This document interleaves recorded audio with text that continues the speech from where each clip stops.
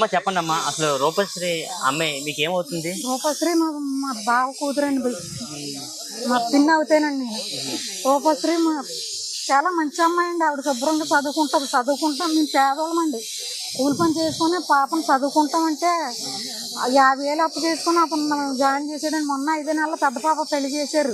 Ready to move in premium triplex villas at Bachapalli APR Projects. డబ్బులు లేకపోయినా అప్పు చేసుకొని పెళ్లి చేసుకున్నాడండి.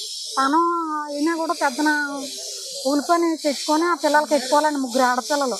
మాకు న్యాయం జరగాలండి. మాకు ఎంతకీలుగా అన్యాయం మా స్కూల్ యజమాని మాకు పాపను అప్పచెప్తారనే కదా మేము అక్కడ అప్పచెప్తాం. ఏ అమ్మాయికి జరగకూడదండి ఎలాంటి అన్యాయం. ఏ యాక్షన్ తీసుకోండి మీరు. అంటే అసలు అమ్మాయి ఎలా చనిపోయింది ఏంటి అనే విషయాలు చెప్పారమ్మా మీకు? మాకేమి తెలియదండి. మేము మెసేజ్ పెట్టిందంటే రాత్రి 1 గంటకి. మాకేం తెలియదండి. మాకేం ఇన్ఫర్మేషన్ ఇవ్వలేదండి. కాలేజీ వాళ్ళు ఏమంటారు? కాలేజీ వాళ్ళు ఏమంటున్నారు? అంటే ఎప్పుడు కూడా అమ్మాయి అంటే ఎప్పుడు కూడా చాలా చలాకీగా ఉంటదని చెప్పి అంటున్నారు. చాలా మంచి అమ్మాయి అంటున్నారు. చాలా మంచి అమ్మాయి. కళ్ళ ముందు తిరిగే అమ్మాయి ఒకసారి మీ కళ్ళ ముందు లేకుండా పోయింది. అంత కాలేజీ యజమాని వల్ల జరిగిందని మీరు అనుకుంటారమ్మా? కాలేజీ యజమాని వల్లేనండి. వాళ్ళే యాక్షన్ తీసుకోవాలి కదండి. మా పాపను అప్పచెప్పినట్టు మాకు మంచి జరిగేలా చూడాలి కదండి. కాలేజీ యజమాని మీద వాళ్ళు అక్కడ అక్రమంగా ఏదించిన ఎవరు అయితే ఉన్నారో వాళ్ళ మీద యాక్షన్ తీసుకోవాలండి. మాకు న్యాయం జరగాల. ఏ అమ్మాయి కూడా ఇలా అన్యాయం జరగకూడదు. మంచి అమ్మాయి అండి ఆ పాప. ఎవరు కూడా ఇలాంటి పని చేస్తుందంటే నమ్మరు. చాలా చలాకీగా ఉంటది. చాలా చలాకీగా ఉంటుందండి. చాలా పొందిగా ఉంటుంది. మాట్లాడితేనే మాట్లాడుతుందండి. తిరిగి సమాధానం కూడా ఆవిడ ఎక్కువగా మాట్లాడదు. అంత పొందిగా ఉండే అమ్మాయిని స్కూల్ ఆగినానే అది శుభ్రంగా అప్పచెప్పాలి కదండి మా పాపని. మమ్మల్ని అందరూ దూరం చేసి వెళ్ళిపోయింది కదండి. కూలి పని చేసుకుంటున్నాం, చదివించుకుంటున్నాం అంటే పిల్లలు బాగుపడతారనే కదా. మాకలా కష్టపడకూడదనే కదండి. ఎన్నో కళలు కంటారు వాళ్ళ అమ్మ నాన్నలు, మీరందరూ కన్నారు. పాపం ఒక్కసారి ఆ స్కూల్ యజమాన్యం బాగా వాళ్ళు టార్చర్ భరించలేక తను చనిపోవడం చాలా బాధాకరమైన విషయం. అలాగనే మెసేజ్ పెట్టిందండి ఆవిడ. స్కూల్ యజమాని పట్టించుకోవట్లేదు. ఇలాగ ఏ అమ్మాయి ఏడిపిస్తున్నారో నాకు జరిగినట్టు ఏ అమ్మాయికి కూడా అలాగా అన్యాయం జరగకూడదు. నేను అదే నాకు జరిగినట్టు ఎవరో జరగకూడదు. నేను చనిపోవడం కారణం అదే. చనిపోయిందండి. ఎన్నో ఆశలు పెట్టుకున్నారు మీరు. మరి పిల్లల్ని పెంచడం అంటే చిన్న పని ఏంటండి. మరి చిన్నప్పటి నుంచి చదువుకుందాం. కొత్తూరుబాయిలో స్కూల్లో 10వ తరగతి వరకు చదువుకుందాం. 10వ తరగతి చదివింది. అది ఎక్కువ మార్కులు కూడా అమ్మాయికి వచ్చాయి. సీట్ కూడా ఫ్రీ సీట్ వచ్చింది. ఇంత బాగా చదివిన అమ్మాయిని వాళ్ళు ఏడిపించి చంపేశారు అని చెప్పేసి ఒక రకమైన ఆలోచన కూడా ఎక్కువ వస్తుంది. ఏడిపించి చంపేశారండి. వాళ్ళు కావాలని చంపేశారు. మా అమ్మాయిని మాకు న్యాయం చేయండి. మా అమ్మాయిని ఎంతకాలగా అన్యాయంగా చేశారు. వాళ్ళు అందరి మీద యాక్షన్ తీసుకోండి. కూలి పని చేసుకుంటామండి మేము. 3 అన్నదమ్ములు. మేము బయటకు వెళ్ళిపోయి కూలి పని తెచ్చుకొని డబ్బులు పిల్లలకి ఎత్తుకుంటున్నామండి.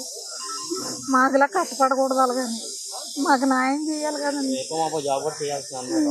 చెయ్యాలి కదండి. అనబానికి వచ్చిన పిల్ల చేతులారా సేవంగా పంపిస్తే మేమే ఎలాగ తట్టుకోగలరండి. వాళ్ళ అమ్మ నాన్నలు ఎక్కడ ఉన్నారండి.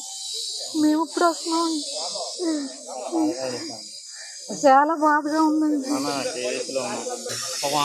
మాట్లాడలేకపోతున్నారు. చాలా బాధాకరంగా ఉన్నారు. మాట రావట్లేదు. అసలు ఏం జరిగింది అనుకున్నారండి? జరగడం అయితే క్లియర్గా తెలుస్తుంది సార్. ఇక్కడ ఇప్పుడు హాస్టల్ స్కూలు వాళ్ళు ఎంత వేధింపులకు గురి చేస్తే కానీ అమ్మాయి చాలా ఇన్ని కష్టాల్లో కూడా అన్ని చదువుకుంటానని పద్ధతులు అంటే అక్క చదవాలండి. కానీ కొన్ని కారణాల వల్ల 3 ఆడపిల్లలు కదా, నీకు పెళ్లి చేస్తానమ్మా, చెల్లిని చదివిస్తానని అప్పుడు పెళ్లి చేయడండి మా అమ్మాయి గారు. అయిన తర్వాత ఈ అమ్మాయి ఏదో ఒక సాయి పెడతా అయినా కూడా ఇంకా పని చేయలేని పరిస్థితి అండి మా అన్నయ్య గారు కూడా.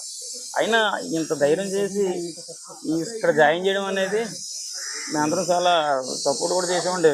ఆ పాప కూడా చదువుకుంటానండి. ఏదో 2 సంవత్సరాలు 1 సంవత్సరం చదివితే ఏదో జాబ్ చేసుకుంటుంది అన్న ఆలోచనలో ఉన్నాం. తర్వాత మేమండి నైట్ 12కి లేచి వర్క్ చేస్తాం విజయవాడలో. లేచిన తర్వాత 12 లేచి చేస్తాం. పగలు ఇంకా అంతా వర్కేనండి. నిద్ర తక్కువ 2-3 గంటలు. సడన్గా ఫోన్ చేసి మా అన్నయ్య చెప్పాడు నాకు ఇలా జరిగిందండి. చెబితే నాకు ఒకసారిగా ఇదైపోయినాను, నిద్ర పట్టలేదు. వెంటనే 1 గంటలో 1 గంటకి అప్పుడే మెసేజ్ ఇలా పోలీసు వారి నుంచి మా ఫోన్ వచ్చింది. వస్తే ఇప్పుడు ఇలా వచ్చామండి. జస్ట్ ఇక రత్నచల్ ట్రైన్ ఇలా వచ్చాం. తర్వాత ఈ వార్త విన్నాక మాది 400-500 ఓటింగ్ అండి మా చిన్న గ్రామం. అమ్మాయిలందరూ ఇప్పుడే ఒక కాలేజీ వరకు పంపించే పరిస్థితి వచ్చింది. ఇంతకుముందు అయితే మా ఆడపిల్లని కూడా చదివించేవారు కాదు. అలాంటిది ఈ అమ్మాయి వార్త విని అందరూ కూడా అయితే మనం చదివించకూడదేమో, చదివితే ఇలాగే అవుతుందేమో అని ఒక దీంట్లోకి వెళ్ళిపోయారు సార్ మా వాళ్ళందరూ కూడా. పిల్లల్ని చదివించే అవకాశం కూడా లేదండి మాకు. ప్రతి పిల్లల్ని ఇప్పుడిప్పుడే చదివించుకుంటున్నారండి అందరూ. ఇప్పుడిప్పుడే చదువుల పరంగా చదివించుకోవాలి మా పిల్లల్ని. చదివించాలని ఒక పుట్టు మానించే పుట్టాలని మా పిల్లల్ని కొద్ది ముందు పంపిస్తున్నాం. మమ్మల్ని చూసి ఇంకా నలుగురు ఆడపిల్లల్ని చదివించాలని. అలా చదువు అంటే మా ఫస్ట్ నుంచి కూడా ఒక ఇదండి మాకు, మా ఫ్యామిలీ. మమ్మల్ని నుంచి 10 మంది ఆడపిల్లల్ని పైకి తీసుకురావాలని ఒక మెయిన్ దీంతో మా పిల్లలు ఎంత పేదరికం ఉన్నా సరే చదివించడం మెయిన్ మా కారణం అండి. కానీ ఇలా జరిగింది అంటే ఈ రోజుల్లో కూడా ఇంత పోలీసు వారు ఇంత చట్టాలు ఇవన్నీ ఉన్న టైంలో కూడా ఇలా జరుగుతున్నాయి అంటే మరి నిజంగా తట్టుకోలేని పరిస్థితి అండి.